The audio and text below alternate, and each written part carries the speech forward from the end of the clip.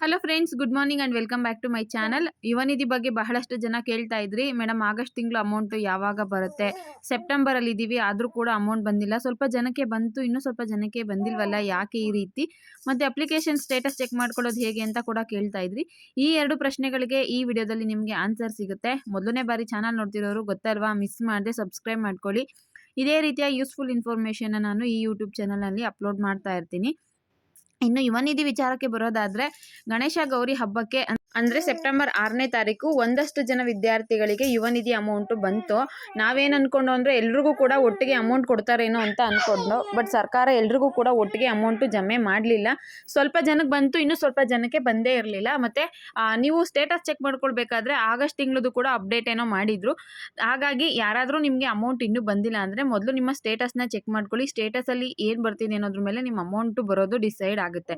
ಯಾಕಂದರೆ ಕೆಲವರಿಗೆ DBT pushed ಅಂತ ಬರ್ತಿದೆ, ಇನ್ನು ಕೆಲವರಿಗೆ ಅಪ್ಲಿಕೇಶನ್ ರಿಸೀವ್ಡ್ ಸಕ್ಸಸ್ಫುಲಿ ಅಂತ ಬರ್ತಾ ಇದೆ, ಇನ್ನು ಕೆಲವರಿಗೆ ಡಾಟಾ ನಾಟ್ ಫೌಂಡ್ ಅಂತ ಬರ್ತಾ ಇದೆ.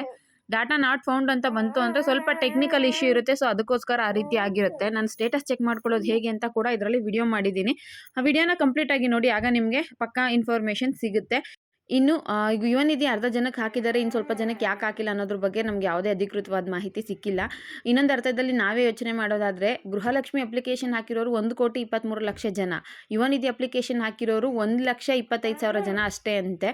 ಅದೇನು ದೊಡ್ಡ ಮಟ್ಟದ ಹಣ ಖರ್ಚಾಗೋದಿಲ್ಲ, ಮತ್ತು ಯಾವುದೇ ರೀತಿ ಟೆಕ್ನಿಕಲ್ ಇಶ್ಯೂ ಆಗುತ್ತೆ ಅಂತಲೂ ಹೇಳೋಕ್ಕಾಗಲ್ಲ. ಗೃಹಲಕ್ಷ್ಮಿಗಾದರೆ ಹೇಳಬಹುದು, ಅಷ್ಟು ದೊಡ್ಡ ಮಟ್ಟದ ಹಣನ ಬಿಡುಗಡೆ ಮಾಡಬೇಕಾದ್ರೆ ಸ್ವಲ್ಪ ಟೆಕ್ನಿಕಲ್ ಇಶ್ಯೂ, ಬೇರೆ ಬೇರೆ ರೀತಿ ಪ್ರಾಬ್ಲಮ್ ಆಗುತ್ತೆ ಅಂತ. ಯುವನಿಧಿ ಅಪ್ಲಿಕೇಶನ್ ಹಾಕಿರೋರೇ ಕಮ್ಮಿ, ಬಿಡುಗಡೆ ಮಾಡೋದು ಕೂಡ ಕಮ್ಮಿ. ಆದರೆ ಸ್ವಲ್ಪ ಜನಕ್ಕೆ ಹಾಕಿದ್ದಾರೆ, ಸ್ವಲ್ಪ ಜನಕ್ಕೆ ಹಾಕಿಲ್ಲ. ಇನ್ನು ಯುವನಿಧಿ ಅಪ್ಲಿಕೇಶನ್ ಸ್ಟೇಟಸ್ ಚೆಕ್ ಮಾಡಿದ್ರೆ ಕೆಲವರಿಗೆ ನೋಡಿ DBT ಪುಷ್ಟ್ ಅಂತ ಇದೆ, ಪಾವತಿ ಸ್ಥಿತಿ ಬಂದು ಪೆಂಡಿಂಗ್ ಅಂತ ಇದೆ. ಅಂದರೆ ಅಮೌಂಟ್ ಇನ್ನೂ ಕ್ರೆಡಿಟ್ ಆಗಿಲ್ಲ, ಅಮೌಂಟ್ ಬರುತ್ತೆ, ಸ್ವಲ್ಪ ಲೇಟ್ ಆಗುತ್ತೆ ಅಂತ ಅಷ್ಟೇ. ಅಪ್ಲಿಕೇಶನ್ ರಿಸೀವ್ಡ್ ಅಂತ ಬಂದಿತ್ತು ಅಂದ್ರೆ ಅದು ಕೂಡ ಏನು ಪ್ರಾಬ್ಲಮ್ ಇಲ್ಲ, ಅಮೌಂಟ್ ಬರುತ್ತೆ, ವೆಯ್ಟ್ ಮಾಡಬೇಕಾಗುತ್ತೆ.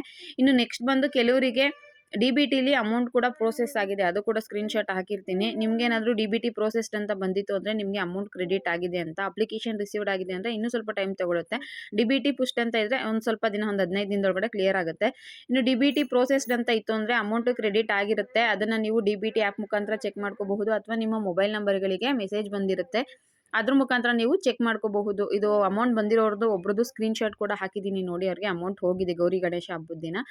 ಇನ್ನು DBT ಪುಷ್ಟ್ ಬಗ್ಗೆ ಈಗಾಗಲೇ ಹೇಳಿದೆ. ಡಾಟಾ ನಾಟ್ ಫೌಂಡ್ ಅಂತ ಬರ್ತಿದೆ ಅಂದರೆ ಅದು ಸ್ವಲ್ಪ ಟೆಕ್ನಿಕಲ್ ಇಶ್ಯೂ ಇರುತ್ತೆ, ಸ್ವಲ್ಪ ದಿನ ತಡ್ಕೊಂಡ್ರೆ ಅದು ಸರಿ ಹೋಗುತ್ತೆ. ಅದಾದಮೇಲೆ ನೀವು ಆಗಾಗ ಸ್ಟೇಟಸ್ನ ಚೆಕ್ ಮಾಡ್ಕೋಬೇಕು. ಇನ್ನು ಸ್ಟೇಟಸ್ ಚೆಕ್ ಮಾಡೋದಕ್ಕೆ ಮೊದಲು ಸೇವಾ ಸಿಂಧು ವೆಬ್ಸೈಟ್ಗೆ ಹೋಗಿ, ಇಲ್ಲಿ ಯೂಸರ್ ID ಮತ್ತು ಪಾಸ್ವರ್ಡ್ನ ಎಂಟ್ರಿ ಮಾಡಿ, ಅಲ್ಲಿ ಕಾಣಿಸ್ತಿರೋ ಕ್ಯಾಪ್ಚನ ಎಂಟ್ರಿ ಮಾಡಿ ಲಾಗಿನ್ ಆಗಿ. ಲಾಗಿನ್ ಆದಮೇಲೆ ನಿಮಗೆ ಈ ರೀತಿ ಒಂದು ಪೇಜ್ ಬರುತ್ತೆ. ಲೆಫ್ಟಲ್ಲಿ ನಿಮಗೆ ಅಪ್ಲೈ ಫಾರ್ ಸರ್ವಿಸಸ್ ಅಂತ ಇದೆ ನೋಡಿ, ಅದ್ರ ಮೇಲೆ ಕ್ಲಿಕ್ ಮಾಡ್ಕೊಳ್ಳಿ. ವ್ಯೂ ಆಲ್ ಅವೈಲೇಬಲ್ ಸರ್ವಿಸ್ ಮೇಲೆ ಕ್ಲಿಕ್ ಮಾಡ್ಕೊಳ್ಳಿ.